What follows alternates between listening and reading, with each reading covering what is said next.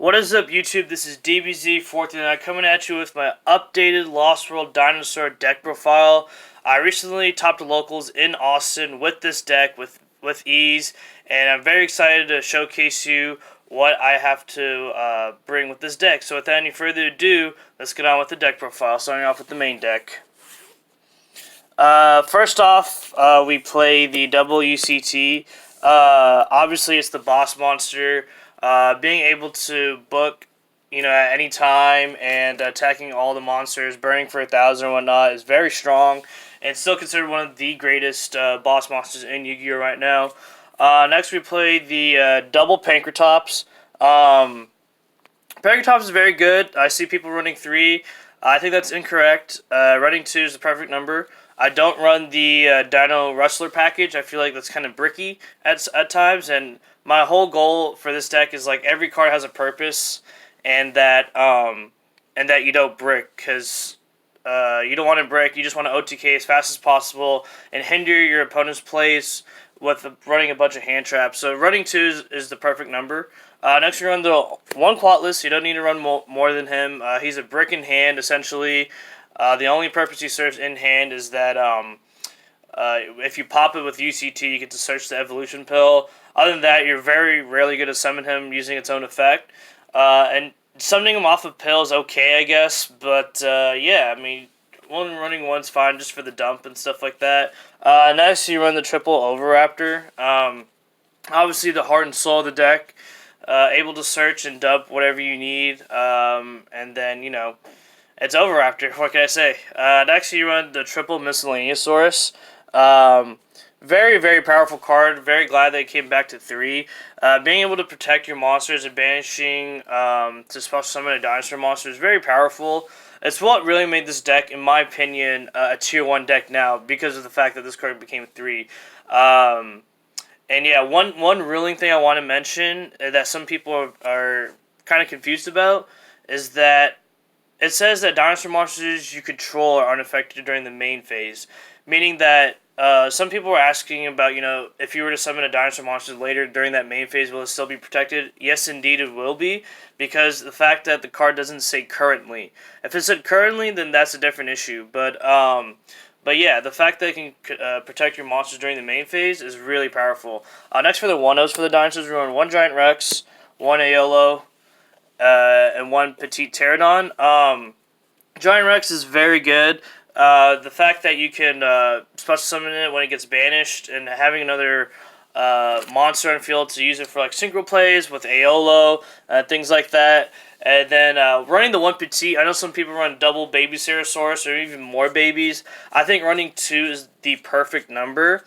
You don't want to run any more because you don't want to brick. And Petite can summon Pankratops, and that's really strong. If you can't OTK your opponent or something like that, you want to end on like a Pankratops and like a Dolka or something like that. That would be really nice.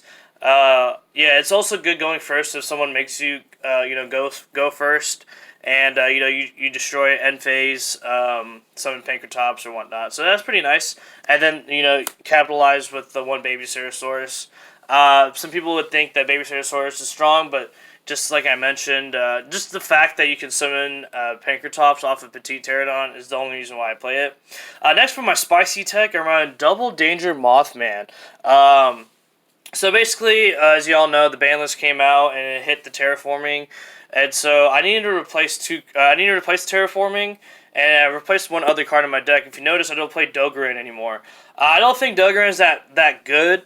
Yeah, sure, it's a kaiju you can slap over or whatever, but like you don't really need it. And so I wanted to see something that I can like accelerate my deck, and that is Dangers, and that it's a level 4, and that you can potentially discard another dinosaur monster or stuff like that, and like discarding like a Quatless can like trigger its effect, or just having another dino monster in grave for like a miscellaneous to resolve or banish with UCT, things like that.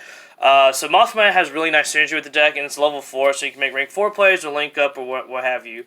Next, for the hand traps, we run triple Thanos. Very powerful card.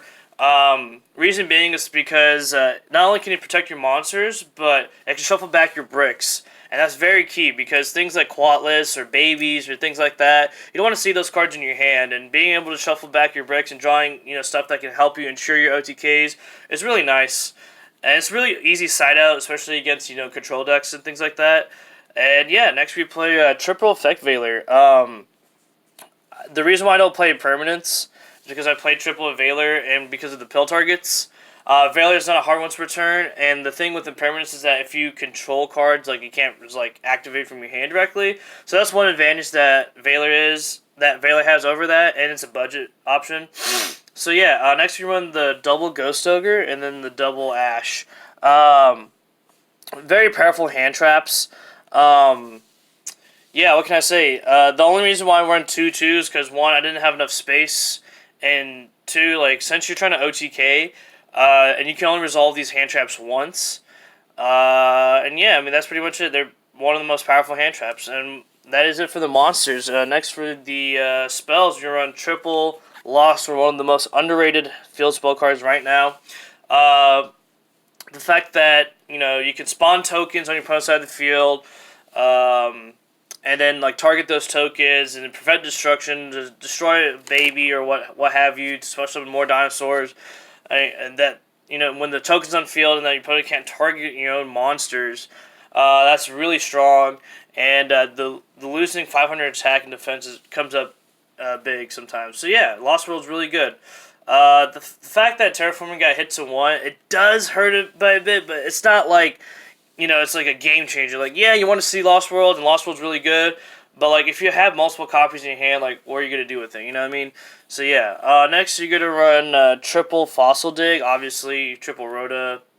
You have to run it, and then double Pill. You don't need to run 3. Some people have been running 3. Don't need to run 3. It's a brick. If at some time you can just search it off a quad list when you dump. Using Foolish or Overraptor, and what have you. Next you run the double Instant Fusion. Instant Fusion's great. I love it. Reason why I don't run Call by the Grave anymore is because Instant Fusion can be my other restrict card, and also summoning Thousand Eyes Restrict, getting rid of a problematic card, or just using it for bait. Link Ladder to like the Link Karibo, very helpful. Next for the 1-0s, we run the 1 Terraforming Search the Lost World, the Foolish Burial to dump multiple things as miscellaneous, Squatless, maybe even Giant Rex and Monster Reborn.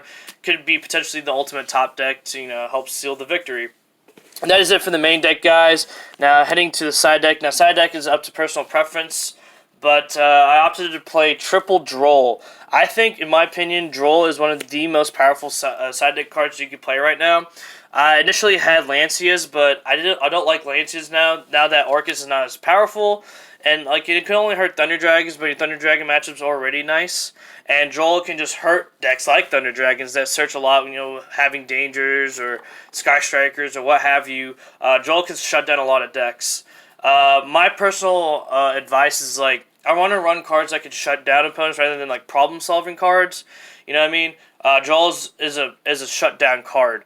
So that's why I like playing Droll. Next I run the triple Twin Twister. I think Twin Twister is mandatory now in this format with all these control decks running around.